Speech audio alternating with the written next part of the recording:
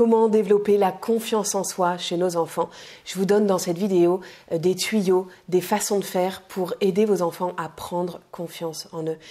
Quand on demande à des parents ce qu'ils aimeraient voir comme qualité développée chez leur enfant, souvent ce qui revient c'est la confiance en soi, l'autonomie, le sens des responsabilités, le respect, etc. Et j'aimerais vous poser une question, ou plutôt que vous posiez une question. Qu'est-ce que vous faites? Demandez-vous, qu'est-ce que vous faites aujourd'hui pour permettre à vos enfants de développer ce genre de qualité? Par exemple, qu'est-ce que vous faites pour que votre enfant ait confiance en lui? Je vais vous donner des petits exemples du quotidien. Quand votre enfant décide de s'habiller tout seul, de se chausser tout seul, etc., laissez-le faire, même s'il met beaucoup de temps. Parce que le fait qu'il le fasse tout seul, il va répéter son geste, il va répéter ces gestes-là. Et donc, c'est comme ça qu'il va arriver à s'améliorer un petit peu plus à chaque fois. Et c'est comme ça qu'il va prendre confiance en lui parce qu'il va voir qu'il y arrive. Sauf que nous, souvent, en tant que parents, on est là, mais non, attends, je vais le faire, je vais t'aider, tiens, allez, hop, mets le pantalon, ça ira plus vite, etc. parce qu'on n'a pas le temps.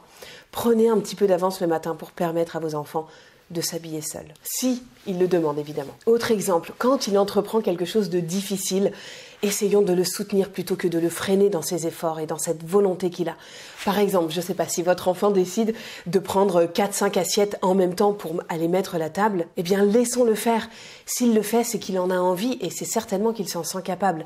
Donc au lieu de lui dire du genre « Oh, mais t'es sûr? Attends, mais c'est très lourd, tu vas peut-être pas y arriver, ça risque de se casser, etc. » Là, on lui met le doute si on réagit comme ça. Et puis en plus, on le déconcentre dans sa mission. Donc, il risque vraiment de faire tomber des assiettes à cause de nous. Donc, laissons-le faire, faisons-lui confiance. Si nous, on lui fait confiance, lui, il pourra se faire confiance. Alors, si par exemple, dans ce cas précis, vous vous dites, ok, j'aimerais bien lui donner une astuce, plutôt que de prendre les 4 assiettes, il peut les prendre une par une. Eh bien, dites-lui quelque chose du genre, ok, là, regarde, il y a 4 assiettes, c'est très lourd, tu le sais, c'est très lourd. Tu penses que tu peux prendre les 4 assiettes en une seule fois dans ta main? Moi, je pense que tu en es capable. Si tu veux, tu peux faire comme ça. Par contre, il y a une autre façon de faire aussi, peut-être que tu préfères, c'est de prendre les assiettes une par une ou 2 par 2. Donc, par exemple, tu en prends 2, tu les amènes sur la table et tu viens rechercher les 2 autres pour les amener sur la table. Toi, qu'est-ce que tu préfères? Prendre tout d'un coup ou prendre 2 par 2? Donc là, on n'est pas en train de le freiner dans ses ambitions, mais juste de lui montrer qu'il y a d'autres possibilités éventuellement. Je vous donne un autre exemple.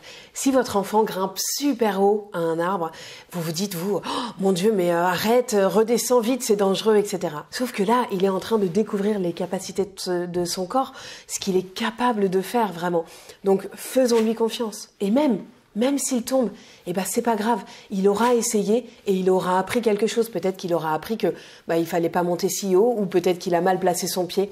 Il aura appris quelque chose, mais parce qu'il aura expérimenté. Et dans ces cas-là, notre enfant tombe, on lui dit généralement, ouais, je le savais en fait, je t'avais prévenu, je t'avais dit de pas le faire. Au lieu de lui dire ça, dites-lui plutôt quelque chose du genre, waouh, t'es monté super haut. Alors, c'était comment la vue de là-haut? Vraiment, c'était, moi je te voyais tout petit, etc. Dites-lui quelque chose comme ça plutôt pour l'encourager et lui montrer que ses efforts valent le coup. Et s'il est déçu d'être tombé, parce que ça arrive, peut-être qu'il s'en veut d'être tombé, qu'il se sent nul, etc. Au contraire, dites-lui, gonflez sa confiance en lui, dites-lui, mais tu sais, moi déjà, là où j'ai vu que t'es monté, c'est déjà super haut. Toi, t'aurais aimé monter encore plus haut, c'est ça? C'est pour ça que t'es déçu? C'est pour ça que t'es triste? Ouais, t'aimerais bien monter plus haut. Réessaye. Essaye encore une fois. Donnons-leur des ailes à nos enfants.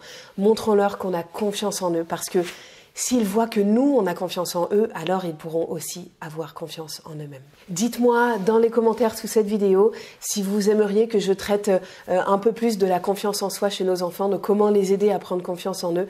N'hésitez pas à me le dire dans les commentaires. Du coup, je pourrais faire une autre vidéo peut-être un peu plus poussée. Et pensez aussi à vous abonner à Horizon Famille. C'est une petite chose pour vous, mais pour moi, c'est une grande chose parce que ça permet à mes vidéos, à mon contenu d'être plus vu et d'aider d'autres parents qui en auraient besoin. Donc, abonnez-vous à la chaîne Horizon Famille ou sur mon profil, mon compte Horizon Famille.